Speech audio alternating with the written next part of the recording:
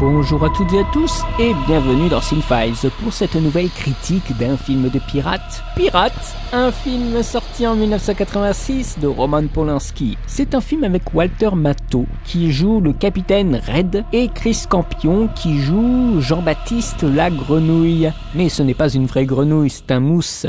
Le film a coûté 40 millions de dollars, il en a rapporté moins de 10, 6 à 8 à peu près. Donc c'est un grand four, un four qui dure 2h04. Et qu'est-ce qui se passe dans ce four? Eh bien c'est le capitaine Red et son moussaillon qui sont faits prisonniers sur un navire et qui veulent repartir avec un trône d'or. Donc c'est des pirates, surtout le capitaine Red en fait, qui sont omnibulés par l'or. Voilà. Alors c'est une écriture qui a duré 6 mois. Pour le résultat, j'ai du mal à concevoir ça, mais bon, c'est une écriture qui a duré 6 mois. Le scénario devait durer à la base 3 heures. C'est une tentative de créer une satire des films de pirates selon les deux scénaristes, Roman Polanski et Gérard Brache. Polanski a dû chercher pendant longtemps des gens qui voulaient investir dans le film. Et comme beaucoup de fois, les majors sont intéressés. Parce que quand on dit « je vais faire un film de pirates », on imagine toute une imagerie, mais quand ils ont vu de plus près le scénario, ils se sont désistés les uns après les autres. Et à la limite, je comprends pourquoi. Parce que voilà, c'est une aventure,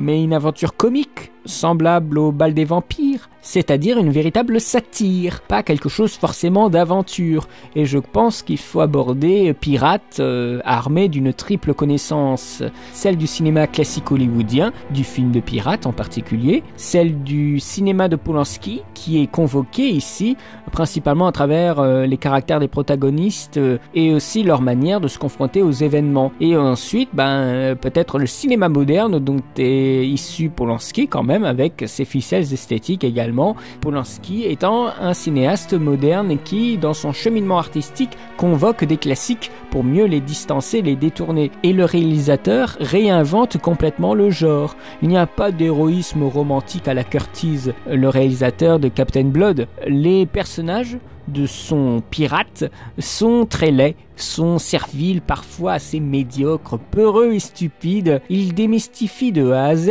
toute l'iconographie cinématographique du mythe de la piraterie des 50 dernières années, tout en restant très fidèle au code formel et stylistique. C'est un dangereux équilibre qu'il a essayé de faire, je trouve qu'il est raté honnêtement. Il y a des scènes qui sont lentes et qui ne veulent pas dire grand chose et qui ne sont en même temps pas agréables. Je pense par exemple à la scène avec le rat, c'est un très bon exemple, quand on leur demande de manger du rat. Parce que justement, on est censé attendre quelque chose d'autre que ce que Polanski nous sert. Et Polanski n'arrête pas de tout détourner. Quand on va voir Pirate de Polanski, faut pas s'attendre à voir un film de pirate. Et moi, je voulais mon film de pirate et jusqu'à la fin, je me disais « Ah, on va l'avoir, on va l'avoir, on va l'avoir. » Mais non, même pas. Alors c'est très frustrant en fait. Tout est parodié dans le film. Bon, déjà, le film de pirate est un petit peu parodique, mais pas à ce point-là. La mutinerie, c'est une espèce de révolution communiste. Enfin, c'est un peu bizarre. Les films de pirates sont généralement très fun à regarder, mais là, moi, je suis pas très convaincu. On peut ajouter que Pirate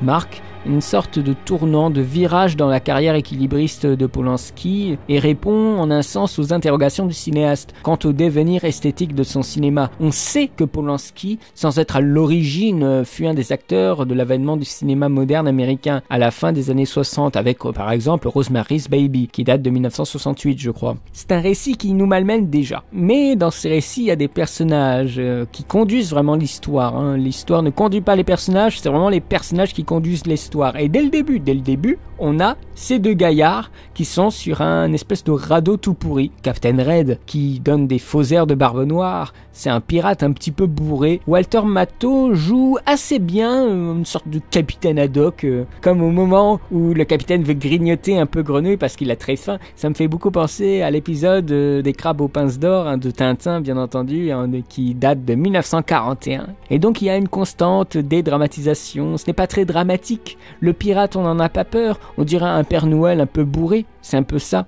Mais ça n'empêche pas d'être un pirate, et des fois, quand il faut être méchant, il faut l'être. À un moment, les mecs, voilà, ils vont attaquer un navire et tout ça, et donc il y a le Captain Red qui a un gros canot qui commence à tirer sur son propre bateau. Donc il y a le bateau qui commence à couler, et tous les pirates, ils disent, mais pourquoi vous avez tiré sur le bateau? Alors il y a le Captain Red qui dit un truc du genre, ouais, c'est comme ça, il n'y a pas de retour en arrière, on est obligé de réussir.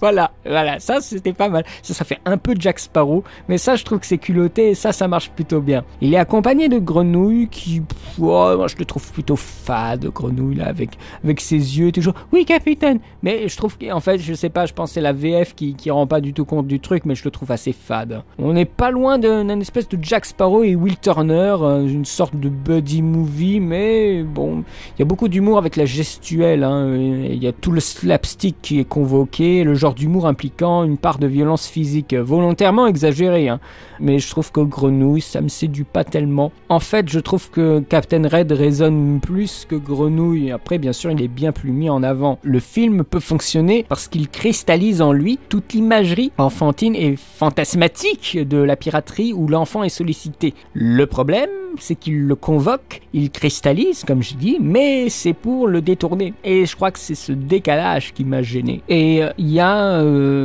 un autre point qui m'a gêné, c'est la mise en scène. C'est le plus gros défaut du film. Le film a été réalisé après Tess, qui était sorti en 1979. La construction du galion, le Neptune, a commencé en 1984, et c'est un vrai bateau.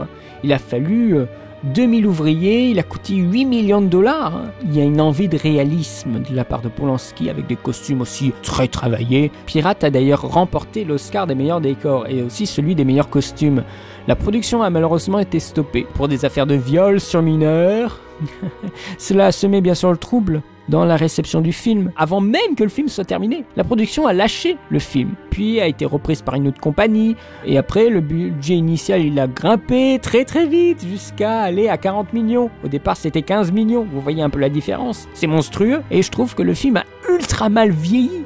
Oh putain, l'image, et tout est en caméra portée. Ce qui la distingue des autres, c'est la marque de Polanski. Il ne faut pas s'attendre à une aventure traditionnelle. Moi, je m'y attendais, j'étais frustré. Ça marche pas, il y a quelque chose de mou. C'est vraiment mou. La mise en scène est molle. C'est un film qui manque de rythme. L'équilibre ne tient pas. Il y a des rares moments forts, mais qui reposent sur les épaules du plus âgé de Walter Matthau. Je crois qu'il se prononce comme ça, je suis pas sûr, mais je ne suis pas convaincu par l'histoire. Le Captain Red promettait tellement en empruntant de la longue tradition du corsaire, mais Polanski, peut-être écrasé par le budget dont il a disposé, à passer plus de temps à mal filmer les scènes de combat qu'à donner du style aux scènes et donner à son truculent et insolent corsaire des chances de s'épanouir dans les situations. Il est remarquable que les scènes où les personnages sont peu nombreux et se rencontrent dans des décors relativement banals soient les plus réussis. C'est ça qui est incroyable. Et les scènes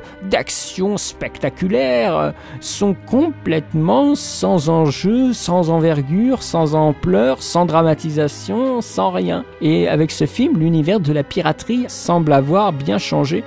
Il n'y a aucune crainte qui se dégage du film, et Pirate ne trouva pas son public. On peut dire un peu facilement que le film a sombré, et Polanski paye son tribut aux films hollywoodiens qui l'ont formé, même s'il passe son temps à en déconstruire les bases narratives et esthétiques. Et dans Pirate, la construction est a priori très formatée, avec des péripéties traditionnelles, avec des poursuites sur la mer, des abordages, chorégraphies classiques, une île secrète, un passage en prison, des personnages archétypaux, mais ça dissimule un point de vue profondément moderne, et qui m'a gêné parce que je n'aime pas tellement le film moderne. Je crois que c'est ça aussi qui m'a empêché de bien savourer le film, et qui passe clairement par l'usage du ton humoristique et sarcastique. Des situations classiques sont mises en relief par des pirates de pacotille au nom effrayant, le Captain Red. Il perd un morceau de sa jambe de bois sur le radeau, c'est vraiment ridicule quoi. Ah là là là là, c'est un Polanski tendre à mon avis qui s'est occupé de cette histoire. Le film ne semble pas abouti.